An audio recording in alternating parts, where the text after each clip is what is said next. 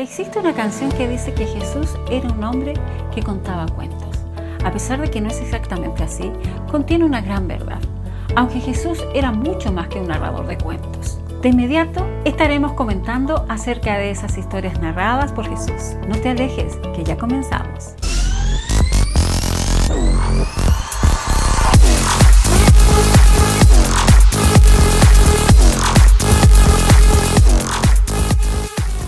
En el segundo siglo a.C., el gran rival del poderío romano en el mundo mediterráneo era Cartago, la ciudad-estado fenicia ubicada en la costa norteña de África.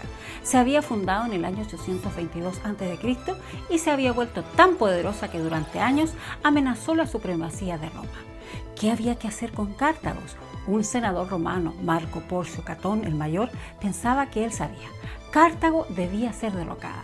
Desde el momento que llegó a esa conclusión, se dice que nunca pronunciaba un discurso ante el Senado romano sobre cualquier tema que no terminara con la advertencia: Cartago debe ser destruida. Por fin las advertencias se hicieron entender y como resultado de la Tercera Guerra Púnica, Cartago fue aniquilada. La técnica de Catón de resolver la amenaza de Cartago no es la única vez en la historia que se ha ganado un argumento por repetición. Pensemos en Hitler repitiendo sus ideas contra los judíos hasta que, al parecer, toda Alemania le creyó, o de modo muy diferente en Winston Churchill diciéndole a los muchachos en la escuela privada donde había sido formado: nunca se rindan, nunca se rindan, nunca, nunca se rindan. El Señor Jesucristo también usaba la repetición, y en ninguna parte es más evidente que en las parábolas del reino registradas en Mateo 13. Hay muy pocos argumentos en cualquiera de esas parábolas que no se repitan de alguna forma en una y en otra. Un tema es que la obra del reino de los cielos, comenzada por Jesús, es como sembrar semillas en el campo. Eso se enseña en la primera parábola sobre los distintos tipos de suelos. Y se repite en la segunda, que habla del trabajo del diablo al sembrar cizaña entre el trigo.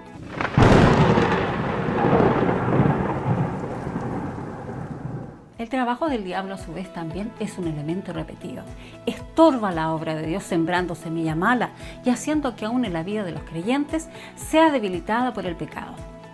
Las parábolas de Tesoro Escondido y la Perla Valiosa enseñan que la gente que ha creído es tan cambiada por Dios que se dan cuenta del valor de la salvación por medio de Jesucristo y serían capaces de dar todo lo que tienen a fin de obtenerla.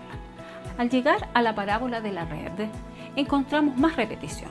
Jesús introduce una nueva imagen, la pesca. Pero la parábola repite esencialmente los mismos argumentos de la parábola de la mala hierba. El único elemento que posiblemente podría entenderse como nuevo es la imagen de la pesca. Y uno se siente tentado a recordar aquí cómo Cristo llamó a pescadores a ser sus discípulos. Venid en pos de mí y os haré pescadores de hombres, dice Jesús. Quisiéramos pensar que el elemento nuevo es nuestro papel al atraer hombres y mujeres a la red del Evangelio. Pero Jesús no interpreta la parábola así. Compara a los pescadores con ángeles, no con sus mensajeros terrenales. Y el escenario no es el tiempo en que la iglesia lleva el Evangelio por todo el mundo, sino el juicio final. Por tanto, ¿qué hay de nuevo en esta parábola? ¿La mezcla de los peces en la red del Evangelio? Eso ya está en la parábola del trigo y la cizaña. El trabajo de los ángeles, la separación, el terrible fin de los malvados, esos elementos también están en la parábola anterior. A medida que hacemos comparaciones, nos damos cuenta que el énfasis singular de la parábola comienza a verse no solo en lo que se repite, sino en lo que se omite. Piense en los elementos de las demás parábolas que no están presentes. No hay ninguna explicación de cómo los peces llegaron a estar en el agua. No hay ningún énfasis en su crecimiento ni falta de este. No hay ningún trabajador humano, ni siquiera un diablo como en la parábola de la mala hierba. La única cosa que tenemos es la separación de los peces buenos de entre los malos, los malvados de entre los justos y el sufrimiento de aquellos que son echados al horno de fuego. Por tanto, parece que el elemento nuevo es la advertencia a los malvados.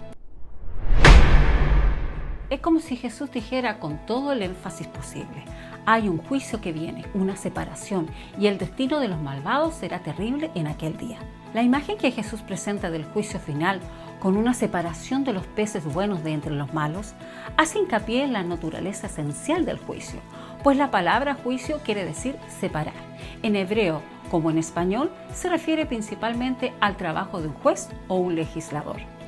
Pero un significado de la palabra hebrea es discriminar o hacer distinciones, y en griego la palabra juicio, que es crisis, literalmente quiere decir dividir. Cabe destacar algunos aspectos importantes acerca de esta separación. En primer lugar, es absoluta, es decir, en el día del juicio de Dios se habrá acabado el tiempo de mezcla del bien y del mal en cualquier forma. Hoy la mezcla del bien y del mal es una condición permanente en el mundo. Se hacen algunas cosas buenas, pero el bien siempre está mezclado con el mal. Encontramos a los creyentes fieles en la sociedad, pero también tenemos a aquellos que no lo son. Sin embargo, la Escritura señala que cuando el Señor envía a sus ángeles a llevar a cabo el juicio, se habrán acabado esos días y los seres humanos se encontrarán en un bando u otro. O estarán con los bienaventurados en el cielo, habiendo sido limpiados de todo pecado por la obra redentora de Cristo, o estarán en el infierno sin Cristo y sin esperanza. Nadie estará parcialmente en un bando y parcialmente en otro. Como siempre, amigos, ha sido un agrado compartir con ustedes este nuevo programa en la Academia del Aire. Apreciaremos si nos dejas tus comentarios, pero mayormente si compartes este programa con tus amigos. Nos puedes encontrar en YouTube, Instagram y Facebook por El Saber de Letras. Un abrazo y hasta la próxima, amigos.